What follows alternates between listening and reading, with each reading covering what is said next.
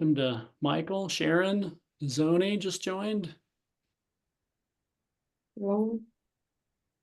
I see Raymond's note taker, but I wonder if Raymond is going to join. Probably it's some other name. Hello, everyone. And welcome to Sergey and Zoni who just joined us.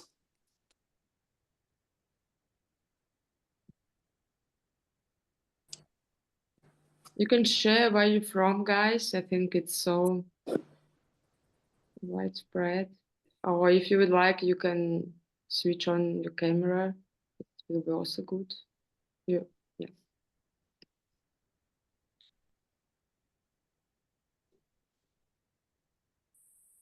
mean, share in the chat, or do you want, everyone to introduce themselves? Yeah, you can introduce yourself if you like. We got a little time before we'll start as we wait for people to join. So yeah, feel free to speak up and tell us where you're from.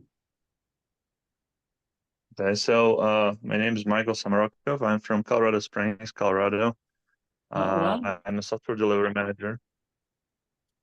So basically, a consultant, who helps organizations to find the way to solve their problems. Right, Michael, I'm just north of you. I'm calling in from near Denver, so we're pretty close. Oh, great. It's also Colorado, yeah. I'm from Berlin, so it's late here, but I'm full of energy to hold this event.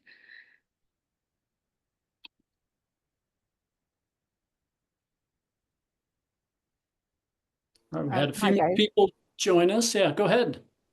My name's Najoni. I am in Westminster, Colorado, so north of both of you, it seems. I am a product owner for UQual. We help clients get qualified for home loans. Wow. How we get 3 people from Colorado? That's amazing. Well represented here. Can I go next? Yeah. Hello. Yeah. Hello. Hello. My name is Kate Taylor. I work at Markel Specialty Insurance. We're a worldwide organization. I work specifically in Wisconsin. I'm remote though. All right, welcome. Hello, my name is Fabio. I'm talking from Bologna, Italy. I work for a lot of companies. I'm a silver partner. Excellent. Great. You also wait like here. Yeah. In Europe. All right, we're about 4 minutes in. Sharon just shared in the chat that she's in Texas. I recognize Nicole there. I happen to know Nicole. Welcome, Nicole. Good afternoon. My name is Cliff Adams. I'm from Cincinnati, Ohio, and I just got out of the gym. I wasn't sure what kind of participation this was going to cause for, so excuse the post-workout sheen. I'm a product owner for Toby. We are an app that serves the non-emergency medical transport community. All right, good deal. Well, glad you made it here after your workout. You should have a blood flowing and hopefully full of energy after the workout. Karen's in Austin. I was actually just in Austin on a business trip earlier this week. We've got a lot of different locations represented here. So Katrina, I wonder if we should get started now. We're about 5 minutes in. Yeah, I think we can start. I just like to make some short introduction. So I'm Katerina. I'm event manager at Standuply. Standuply is we're making project management and automation tool for Slack and Teams, and now we are making app for Jira, mostly for time tracking. So we are having these sessions regularly for to build the community about Agile and about So we invite speakers to host the events, and Brad is here for us today to share his expertise. Yeah, Brad, please. Now it's your turn. Thank you, Katerina. Thank you to Standuply for hosting this little webinar today, so we can jump in. I do have just a short presentation. Then the first part of my talk today is actually going to be a quiz. I'm going to be asking all of you to play along. So hopefully that'll be a fun addition to it. You won't just have to look at slides the whole time. We'll share my screen here and get us started. Let me get into presentation mode. I'm hoping you can all see that. So we're here to learn about herding cats. So influencing and managing those stakeholders. They're a difficult bunch to deal with at times. But hopefully by the end of this, you'll have some good ideas on ways to be able to better herd those cats. So just a little bit about me. I'm Brad Swanson. My company is Agility 11. In the past, I've worked as an executive in both software and consulting industries. I currently work as a leadership coach and trainer. I'm a certified enterprise coach and certified trainer. And also, I affiliated with the Agile Leadership Journey. We're a global group of leadership guides.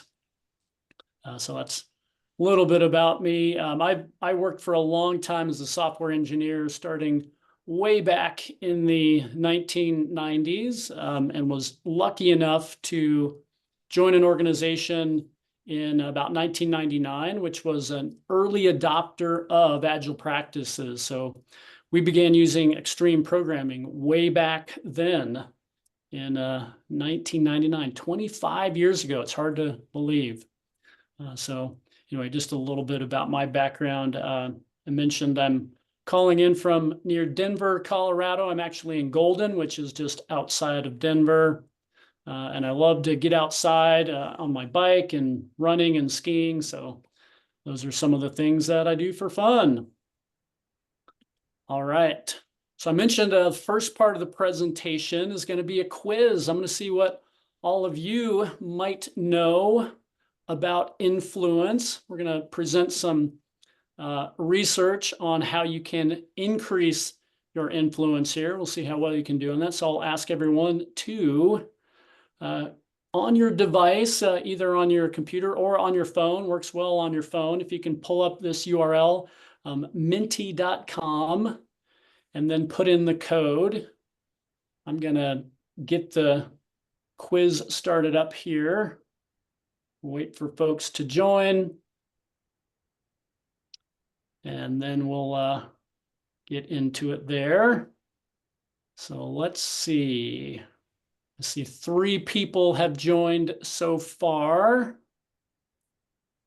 Up to 5, now 6. Let me know if anybody has.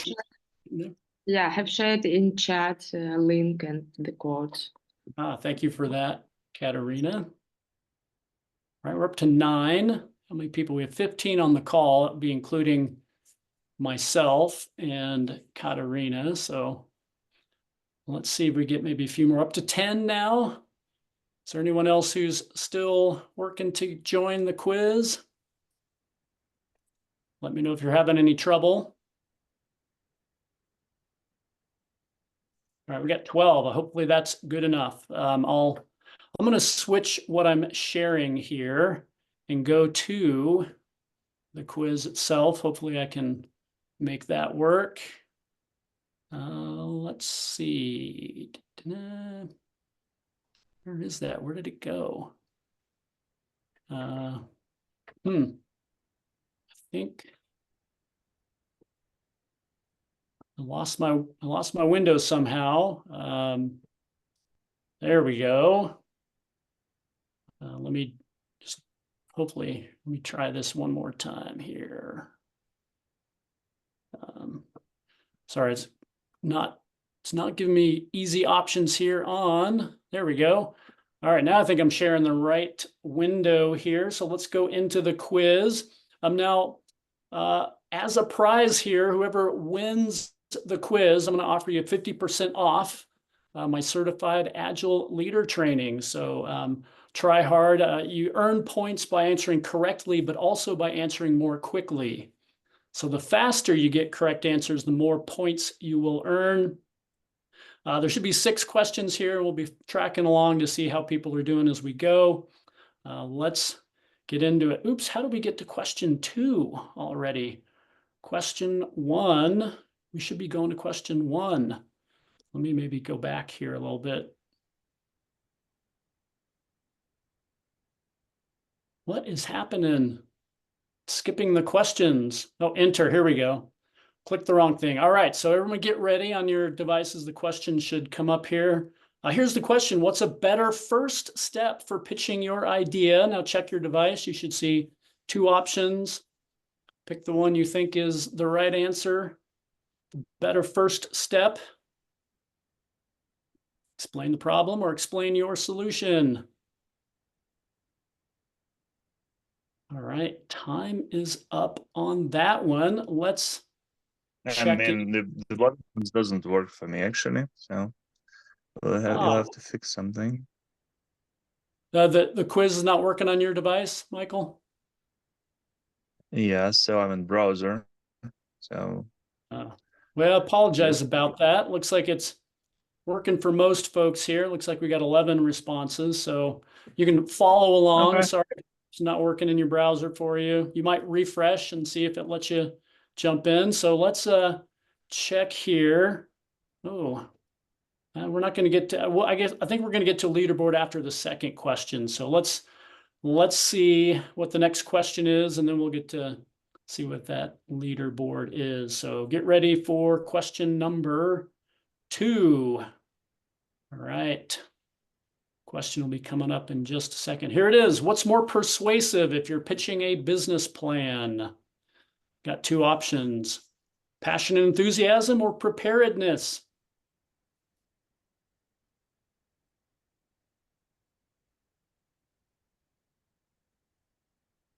Couple seconds left.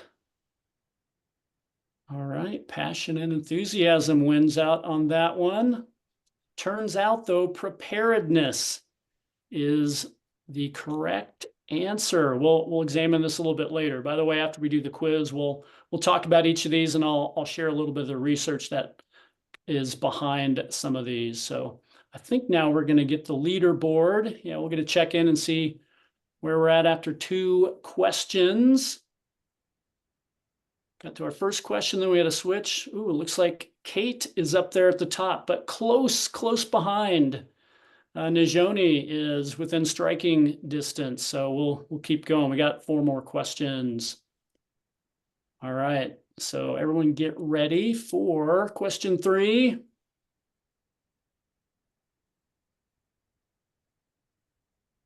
What's more important for enlisting support from people?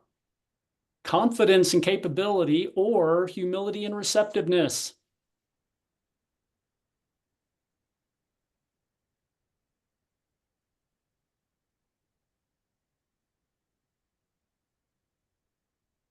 All right. Ooh, majority of you picked the right answer that time. Humility and receptiveness. Again, we'll talk about these after we get through each of the questions. So majority got that one right. I have another question, then we'll check that leaderboard again after this question. So prepare for question number 4. Be popping up in just a second. How many reasons should you provide to support your idea? Just one reason or many reasons?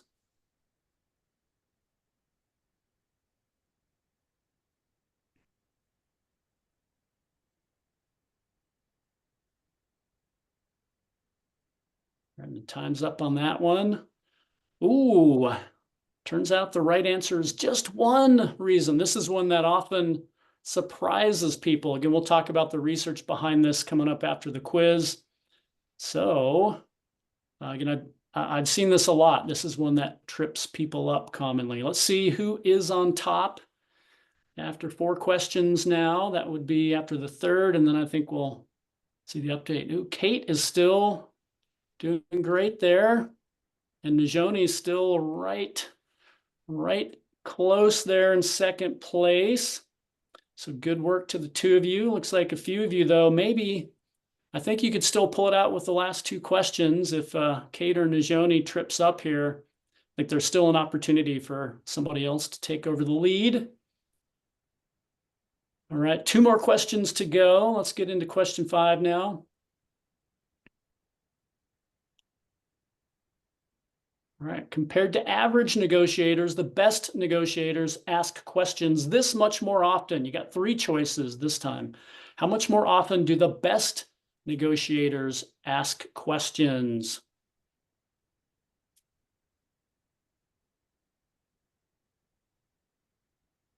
All right, everyone's voted.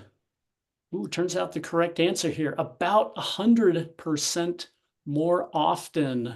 Those best negotiators have been found to be asking questions about twice as often as your average negotiators. All right.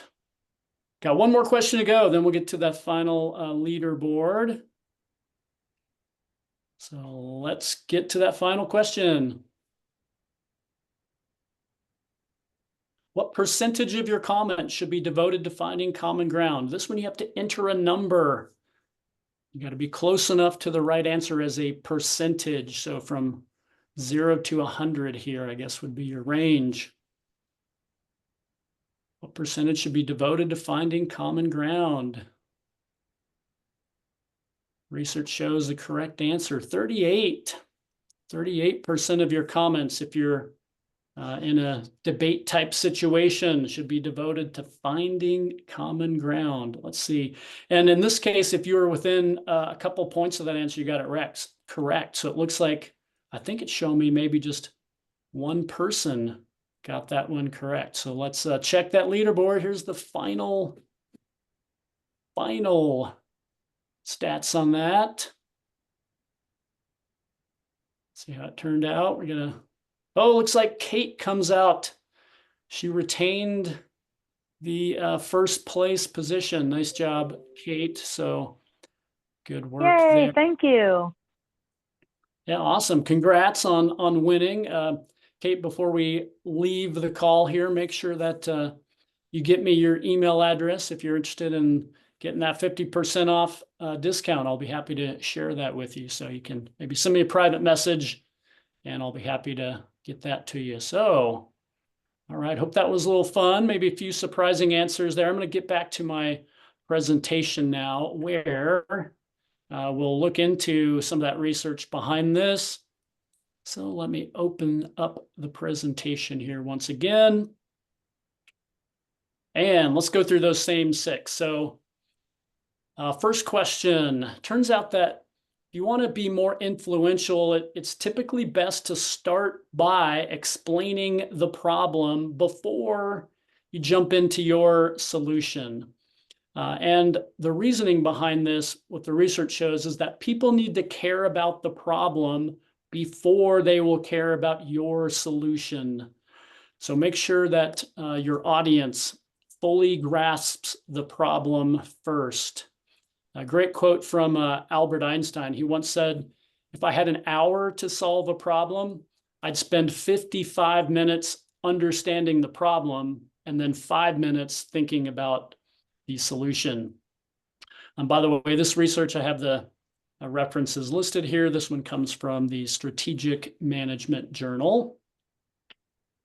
And by the way, this is especially important if your audience is not completely familiar with the topic or subject at hand here. So we got to get them familiar with the problem first.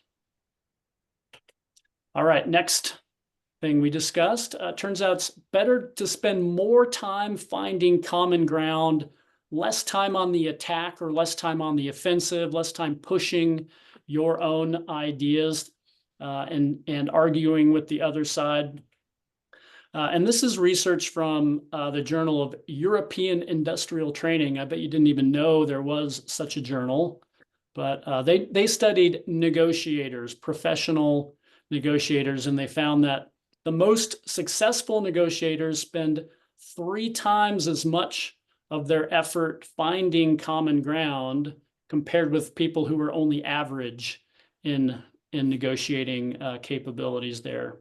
So find that common ground with folks, in this case, with your stakeholders. Make sure you can find something that you have in common with them. Here are a few ideas on how you might do that in a case where you're working with stakeholders. First can be to identify some shared value that you have or some common organizational goal that ties you together. So if you're, for example, if your organization has identified employee engagement as an important metric, you might bring that out as something that can tie you and someone else together, one of your stakeholders. Another one, acknowledge other people's concerns and doubts. Make sure you acknowledge whatever they might be concerned about or skeptical about or hesitating about. So give them that credit for having legitimate concerns. And then third, think about your language, also your tone of voice here. One real simple but powerful technique is, instead of saying yes, but, think about saying yes, and. That one simple word switch gives a much more positive tone. All right, let's get to our next technique. Preparedness beats passion. This one from the Academy of Management Journal. Turns out this is studying people who are, for example, startup founders pitching their companies. Now, some degree of enthusiasm is useful, but surprisingly, maybe interestingly, when founders showed too much enthusiasm and passion without enough preparedness, they were less likely to get funded. So if you come out appearing kind of more as a cheerleader, you might not be taken too seriously there. You need to be prepared and polished in trying to pitch your ideas to stakeholders. All right, this is the one that I think often trips people up. You're trying to convince people to go along with your idea. How many reasons do you give them? Well, the research here, again, from the Journal of European Industrial Training, shows that 1 or maybe 2 strong reasons are going to outperform giving people a long list of reasons. Now, the reason that's true is because when you give a whole ton of reasons, you're going to have some weaker arguments in that mix. And as soon as someone finds a flaw in one of your arguments, they're likely to discard everything. They're going to discount your ability to do things at that point. They're going to kind of feel like, hey, this person isn't really giving me, I'm not convinced once I hear those weaker arguments. So try to come up with just 1 or 2 strong arguments. You may be better off than with many. This is a great example of it. Adam Grant, in his book, Think Again, describes an experiment he did around the same idea. So Adam Grant is a professor at a university, and he wanted to test this idea out by trying to solicit donations from alumni. And so he sent out 3 different pitches, 3 different campaigns to groups of alumni to see which one would get the most donations. So in the first, they asked people for donations with the rationale that if you donate, it's going to help students, faculty, and staff. And they had 6.5% of people respond to that and donate. In a separate test to a different group, they told people donate because it'll make you feel better about yourself. And again, they got surprisingly almost the same response rate, 6.5%. Then in a third test, they gave people both reasons. They said you should donate because you're going to help others and you'll feel better about yourself. And they got about only half as many people who donated with that, with those 2 arguments combined together. So kind of an interesting way to see this in action. All right, another one of our items here was the idea that powerful questions can beat strong statements. This comes also from Adam Grant's great book, Think Again. This was a study of, once again, negotiators, and the best negotiators were found to ask questions about 21% of the time during their negotiation work, but average negotiators only 10%. So about twice as often, those best negotiators were asking really good, powerful questions. And the reasoning behind this is kind of psychological. People need to reach their own conclusions to be persuaded. And questions are a great way to do that. If you ask me a real good question, I have to think about it. I have to come up with my own answer. And now I own the answer. I'm not just agreeing with someone else. I came up with my own conclusion there. So stronger way to be persuasive. A great quote from a TV show. Ted Lasso said, "Be curious, not judgmental." I've seen that quote credited to various people, but in my research, I couldn't find any conclusive evidence that anyone else really coined that before the TV show, or who it was at least. If anybody knows for sure, let me know. I'd love to find out exactly who maybe stated that first. All right, another one, receptiveness over confidence. Now here again, some degree of confidence is important if you want to persuade people, but you got to be cautious. If you're overly confident, if you come off as being kind of cocky, people think, well, hey, this person obviously doesn't need my help. They have all the answers. They know everything already. Why should I get involved? The research shows that if you need to enlist other people to help you, they want to see that you're receptive to their help, that you're going to give them an opportunity to contribute in a meaningful way. So show that you're receptive to help. You can, for example, share, hey, here's what I know today, but here's what I don't know, or here's what I still need help with. So you're giving that signal that you need that help, you're open to support, you don't have all the answers all by yourself. This came from a podcast as well, the Work Life podcast. There's a link down at the bottom there. All right. Okay, so here's just a summary of those 6 techniques for increasing your influence here. Maybe I'll just pause for a moment. I will at the end of the whole presentation open up to questions, but maybe we'll pause here and see if so far with these 6 techniques, anybody have questions or comments about what we learned?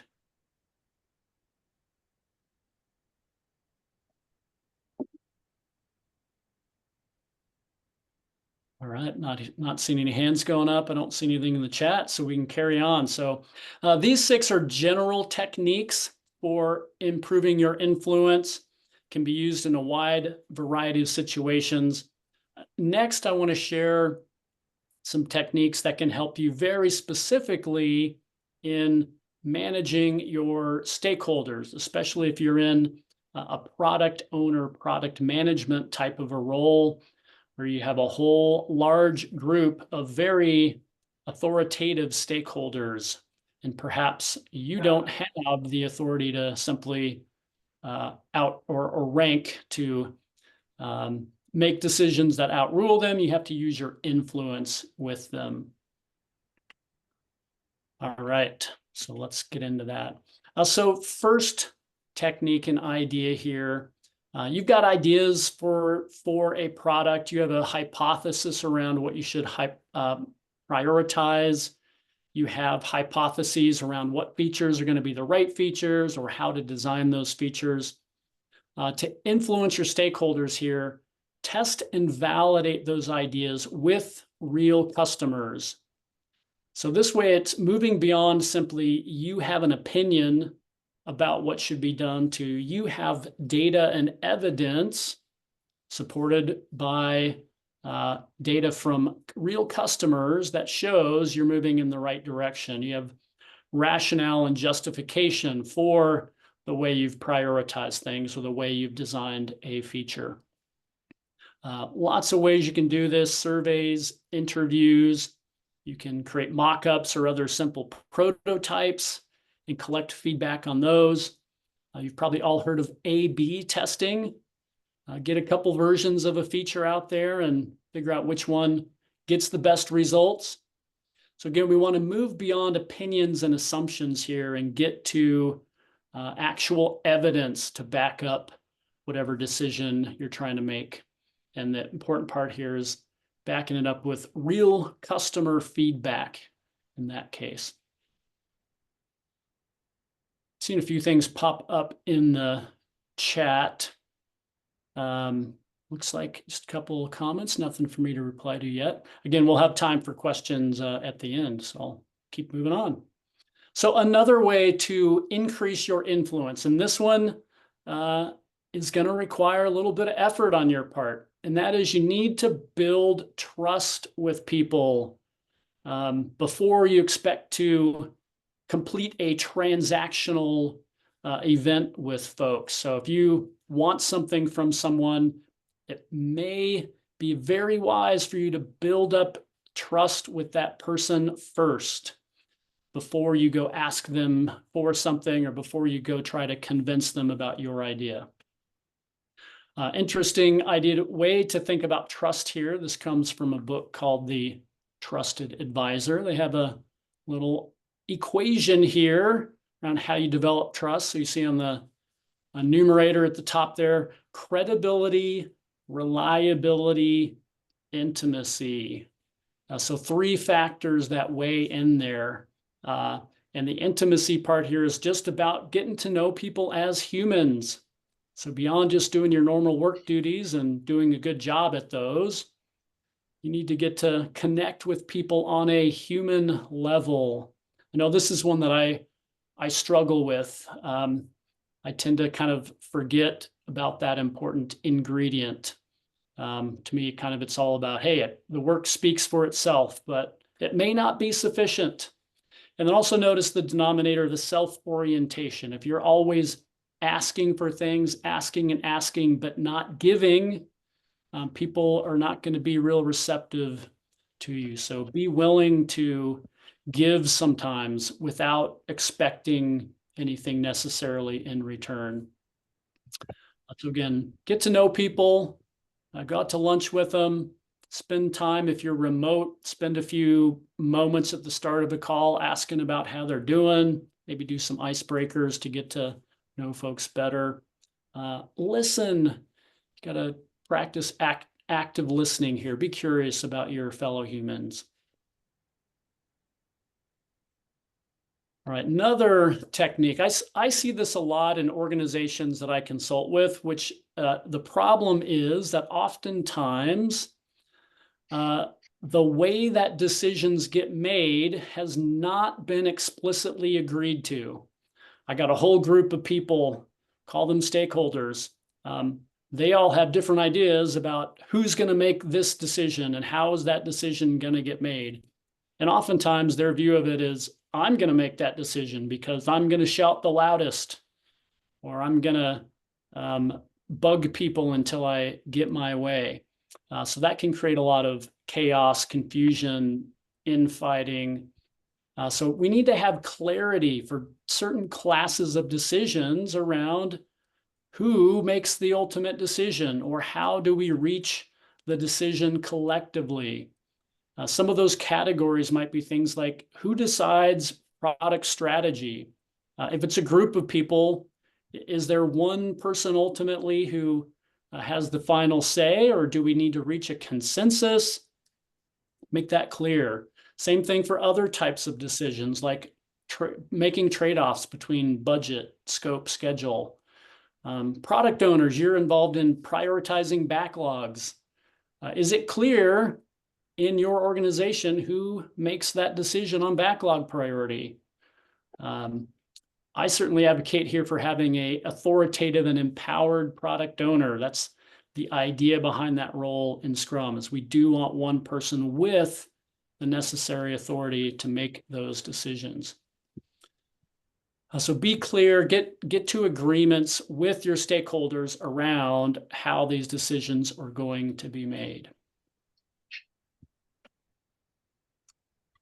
All right, next up.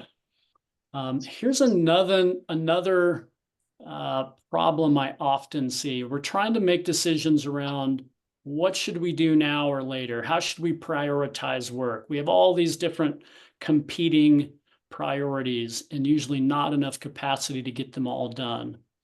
And we don't have a systematic way of comparing two different things. Which one of these two options, projects or features is more valuable, more important?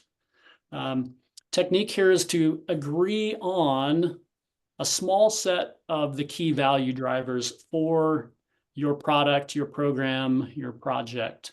I give you a short list here of some things that might be in that list. Things like user experience, security, acquiring new customers, maybe regulatory requirements or reliability. Figure out what matters, what's going to drive that value equation so that when we're making these comparisons and trade-offs, we have a consistent way of judging each of those things.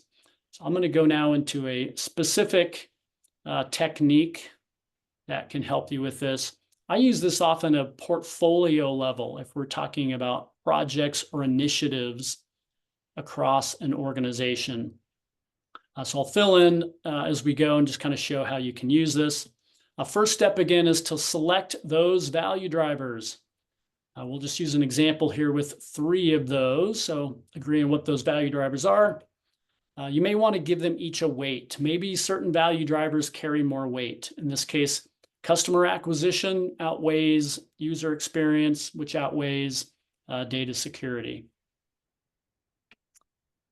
Next, we got to figure out what are all the different projects or initiatives that we are comparing and trying to rank here.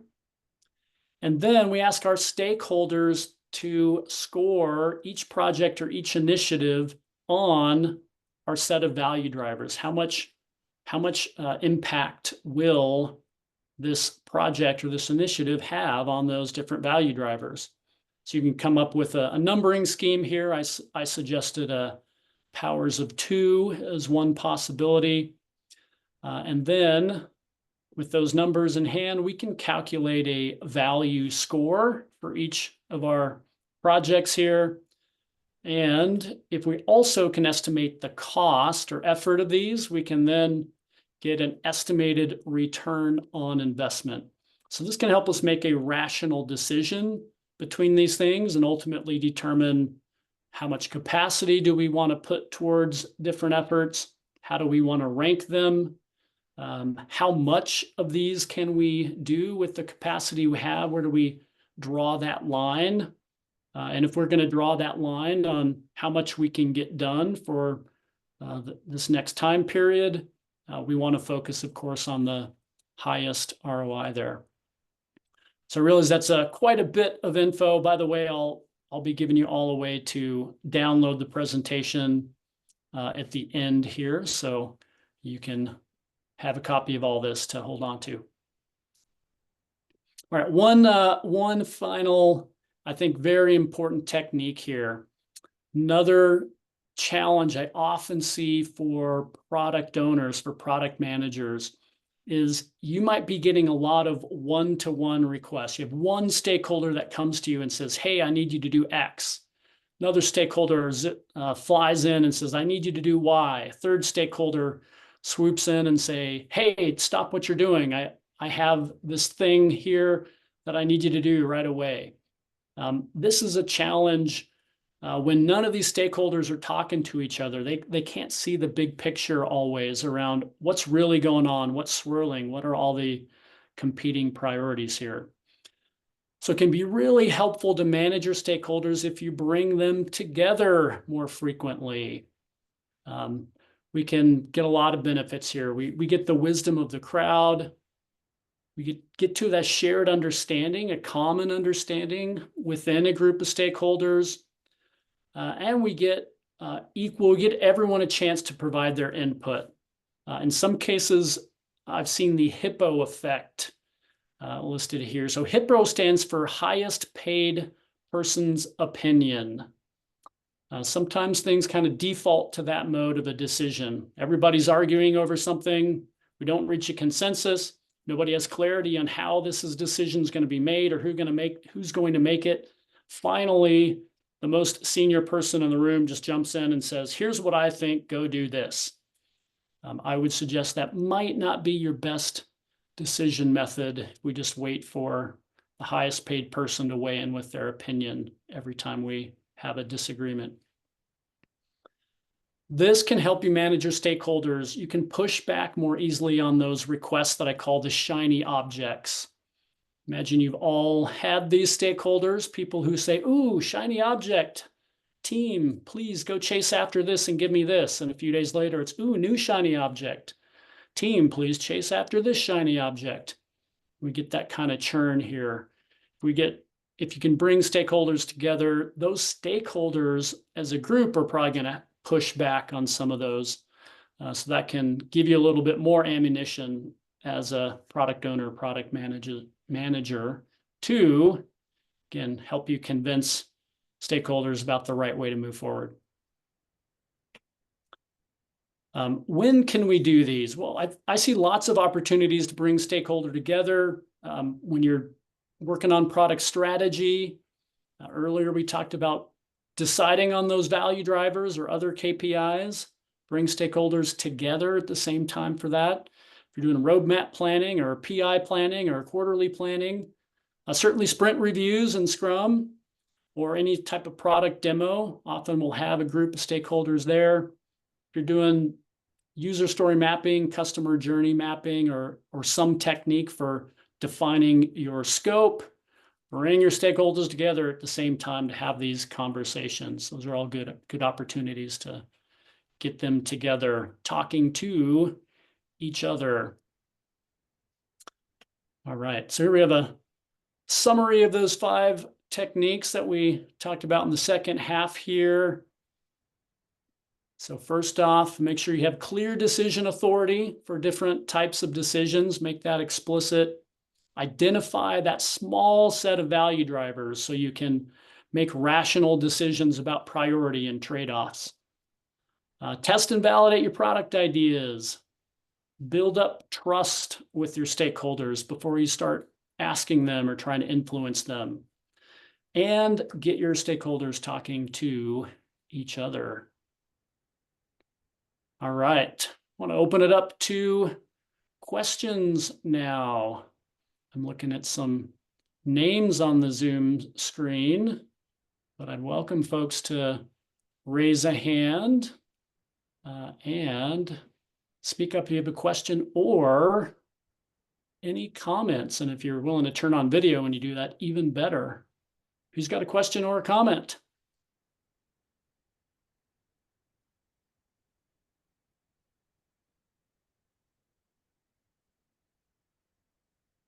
Bueller.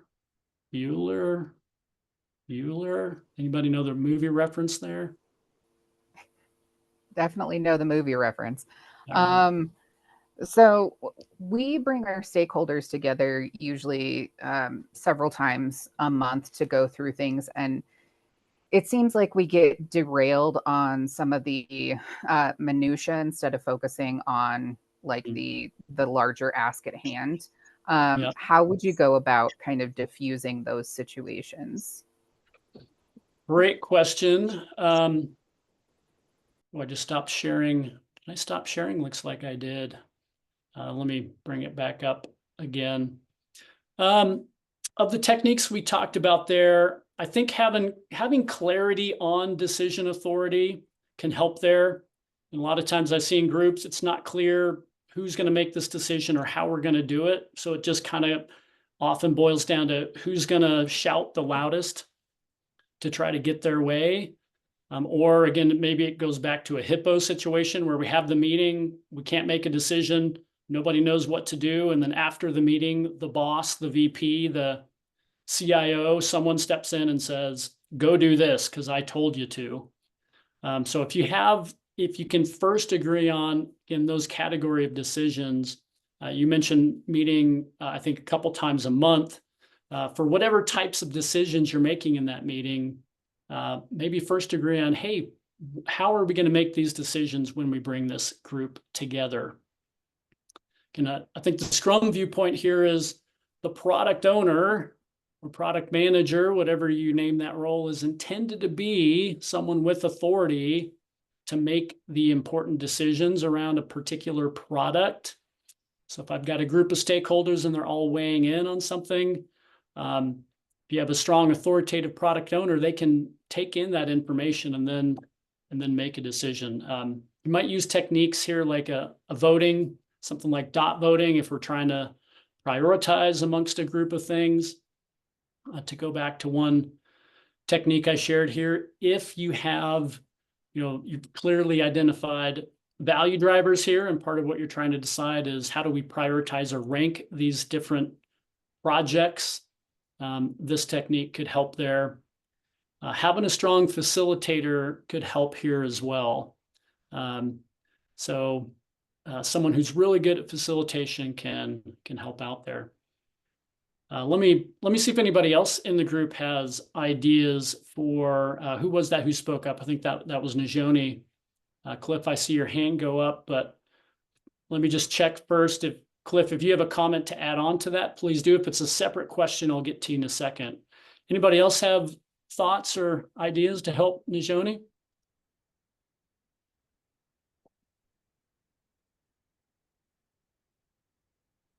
All right, Najoni, any of those ideas helpful for you?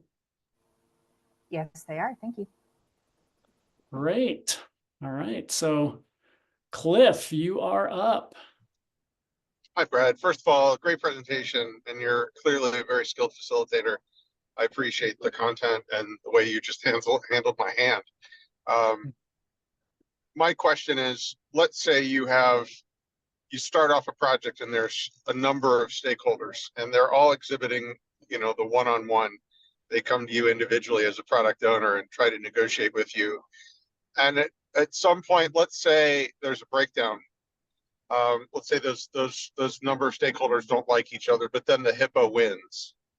And that hippo steps in and decides to basically be your position, basically decides to become the decision maker, maybe out of frustration. Mm-hmm. Is it possible to restore the authority of the product owner once that's happened? Yeah, excellent question. I think my answer would be it certainly is possible. The context here is really important, and really the personalities, in this case, of the hippo, of that leader, kind of what their belief system is and their leadership style is, I think, a really important factor. And if I were in that position and we kind of ended up here again by default because maybe we have a lot of discord and disagreement happening, I would, to use one of the techniques here, I'd want to build up a lot of trust with that hippo, with the person who kind of stepped in and started making these decisions. Try to build up that trust with this person. Ultimately, have a conversation around acknowledging what happened. Hey, I noticed that we ended up in a place where you keep having to jump in and make these decisions for this group. How are you feeling about that? Is that what you expect? Is that the best way for us to move forward? I'd start asking some of those questions here to go back to one of our earlier techniques. And ultimately, hopefully I could steer this leader towards realizing that, no, actually, this isn't the way I want things to be. I just felt like I had to because otherwise we were stuck. And that, I think, opens the door to then saying, well, hey, would you be able to let the group know that you want me, the product owner, to be the one who makes these decisions? So you might be able to get to that point if that were to happen. Again, going to depend a lot on the personalities here. That could go the complete opposite way, right? If you have someone who says, no, I want to maintain my authority, I want to be making these decisions and I own this, that's going to be a little bit harder. If that were happening, then I might over time want to perhaps point out some of the weaknesses. Like, does that create delay? Does it mean that we Right. get stuck more often and it takes longer because this leader is now the bottleneck? I might ultimately point to that again as I'm building trust with this leader. I might say, hey, I've noticed that since you stepped in here, we're taking an extra week or two to make some of these important decisions. And maybe that would help to persuade this leader that they're maybe not the right person to be making all of those decisions. That's right on, Brad. I'm starting to wonder if you're not a therapist. It's absolutely spot on, and it does go back to the question that before I had technical difficulties that was asked, that 38% number, the amount of questions to build, I think you said common ground. Obviously, that was some sort of survey where a bunch of people gave a number, and I'm hoping that's an average, and not that they sat a board of directors in a room and asked them a bunch of questions until they all fell apart and said, oh, 38 questions. But my question around that was, I wonder what makes 39 too much. I wonder what makes 37 too little. Yeah. I just kind of wondered about that. Yeah.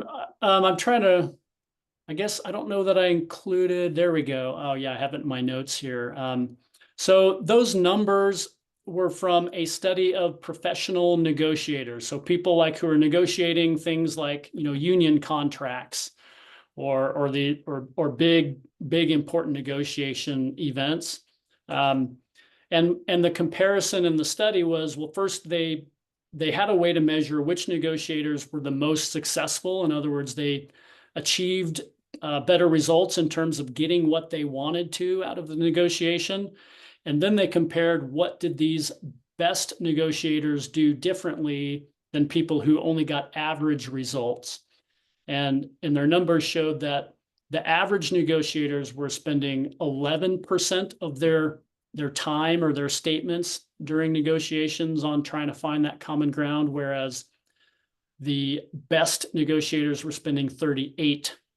So obviously that 38 sounds like an awfully precise number here. But yeah, this was from a population of people that were negotiators. And yeah, I'm sure sometimes, obviously, some of those best negotiators would be higher than that. Some of them would have been a little lower. So this was kind of the average across that group. That's great data. Appreciate the insight. Sure. Yeah, thanks for the great questions. And keep them coming if you got more. Or if anybody has a comment, welcome comments as well as questions. So, hey, can we have like a little bit of insight of how the organization type actually influences the stakeholder management? So, like, for example, if it's a startup, between it's like a huge corporation with like a lot of stakeholders. Yeah, certainly that's going to be an important factor. I would expect in a startup that your founder is going to have an incredible amount of influence. And I would expect that, they're the ones who kind of created this thing and they're the ones driving it. So in a startup, yeah, I would expect, again, they're going to have really outsized influence, and it's going to be more challenging to perhaps influence them. Maybe I should say here, maybe a better word is they're going to have a lot more authority, likely, right? Your startup founder is going to have an incredible amount of authority. Now, a startup founder also, again, could fall anywhere on the spectrum of how much are they receptive to other people's ideas. Some would be more receptive than others. So there's always this human factor. I can't categorize all startups the same way for sure here. In a larger organization, you're likely to have a larger potentially group of stakeholders, possibly. You've got multiple levels of managers across many different functions. So that can just give you a larger number of people that you have to influence. If, versus a small startup, I might have the founder and maybe the CFO and the head of marketing might be my kind of 3 key people that I need to influence to make things happen. Might be a lot more folks in a big organization. That's been my experiences anyway. But Michael, I wonder, is there something else specifically around this that I could talk about a bit? No, thank you. It was very insightful. So basically, there is no way to say that some of the situation is better than the other, right? So they're just different. Yeah, I think they're different. I think the techniques here, I think in general would be potentially useful, whether I work in a large organization or a small startup. So these, general influence techniques could be useful regardless of, again, how large the organization is or how many stakeholders that I have. If we go to our final set of the 5 stakeholder management techniques here, I think these could still be useful in either case as well. It might be harder to arrive at them in a large organization, things like decision authority. If I've got multiple layers of management and 5 different departments that think they all want to be part of making decisions, might be harder to get clarity on how those decisions get made. To me, that's just another strong argument for why Scrum suggests that a product should have a single strong product owner or product manager, if you use that role name. We do want someone with the authority to make decisions here, because otherwise we get analysis paralysis, right? Everybody has an opinion and we can swirl around that forever. So I think that in itself is probably the biggest reason why Scrum suggests we need one person with that authority to make decisions. Now, they're accountable to those stakeholders for getting results, but at least we know how decisions get made. Stakeholders weigh in, they provide their input, then product owner makes the decision and we move forward so we don't get stuck.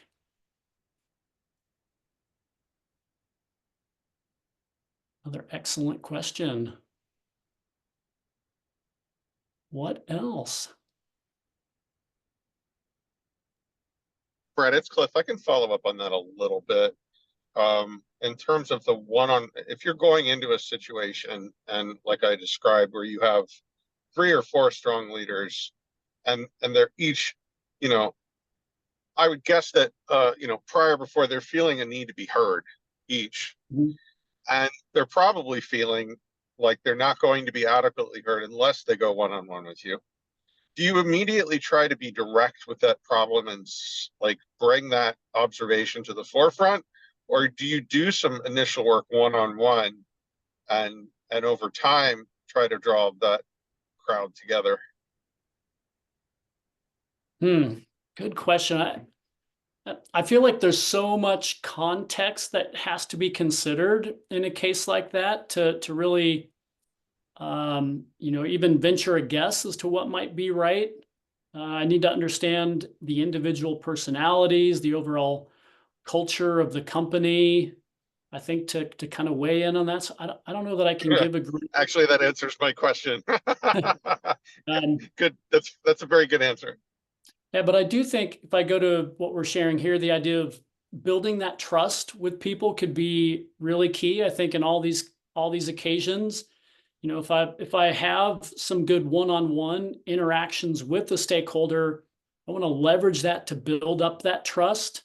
And then if I see a need to bring a group of stakeholders together, I want to be able to have that conversation with that stakeholder. I might say something like, hey, I love that we get to have all these great one-on-one conversations about all these requests that you have for me. And I've also noticed that then we get stuck because all the other stakeholders don't know what we've talked about. They don't have all the context. And then they keep coming to me saying, hey, why do you keep doing this thing? Why didn't you make this other decision instead? Why didn't you prioritize my request? So I could, again, help show them, here's the problem that's happening when I continue to only have one-on-one conversations with you, and that we could be better off if we do provide an opportunity for other stakeholders to hear the conversation and be part of that conversation as well, so we can get their buy-in, or at least they can be heard. Even if ultimately they don't get their way, they know that they had a voice at the table and they were able to participate a little bit.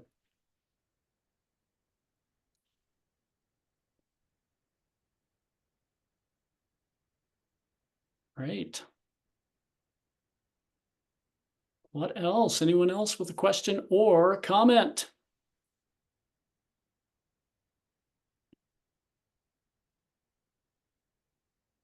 I have a comment, Brad. I just wanted to say I really appreciate all of these tips and the tips on the previous slide, because I can think of specific scenarios in my business just day to day where I can use them. So I really appreciate all the scenarios and tips. Great. Well, appreciate the comment there. Yeah, that's my hope. I hope that these are practical things that you can do. Some of these might require you to, shift your habits a bit and might take time to get there, but hopefully there will be. It's as if you know my company and know me so well already. I felt like you were speaking to my situation. Well, I have worked with a lot of organizations. I've been working as a consultant now for about 15 years, and I've seen a lot. And so I've started to, recognize the patterns that I do see happen very commonly across lots of organizations. All right. Well, if we don't I have a question actually. Yeah. How do you encourage your product owner to be a product owner and not just a business liaison? That can be certainly a challenge. Again, if the organization has the expectation that the quote product owner is not the person who is really making strategic decisions, and they're simply just what I might call backlog administrators, that's going to be tough to change that. I think a few things that you could work on. One might be get really good at validating ideas. So when I've got stakeholders coming to me with a bunch of requests, if I can find ways to give them data to say, hey, we tested this idea here.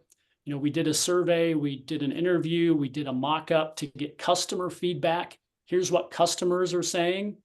If you can demonstrate that you're very strategic in your thinking around that, and you're very customer centric, I think that can help convince some of those business folks that you are doing the right things, that you should be entrusted with more of that authority.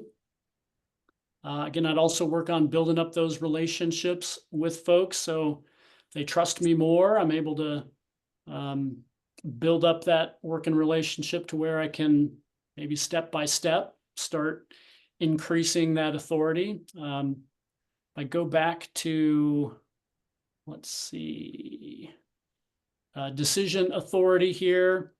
There often tends to be kind of a hierarchy of different authorities that are made. I might try to kind of move up that list. So I might start with, well, at the detailed level, can I at least have the authority to decide the acceptance criteria or requirements for the work that gets done? And then from there, can I build towards, all right, can I have the authority to make the decision on the backlog priorities? And then maybe you can work your way into some of the more strategic decisions over time. That might be I like that idea. There. Thank you. You are welcome. Anything else? Still do have a little time available if others have questions.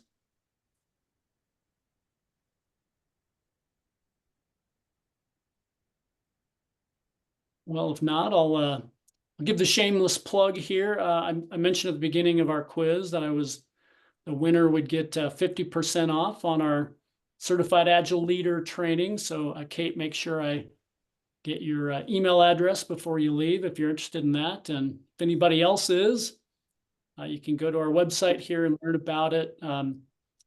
If you're in any kind of leadership position, that could be product leadership, management positions, this course is going to help you to improve your leadership and give you really practical tools for also affecting organizational change and organizational culture. So love to teach this course. We get great feedback on it, and it can really help you in your leadership career. So check that out if you're interested.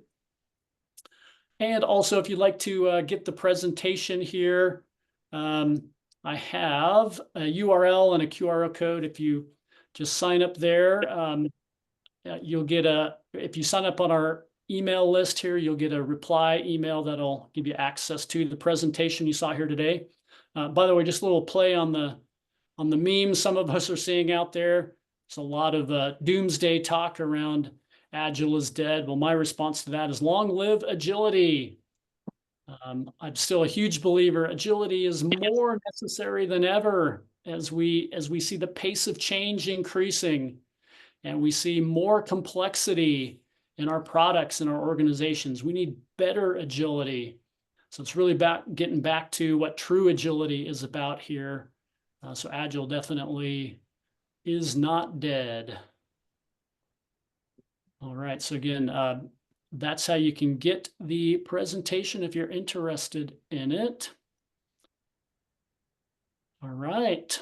Any final questions? Any final thoughts?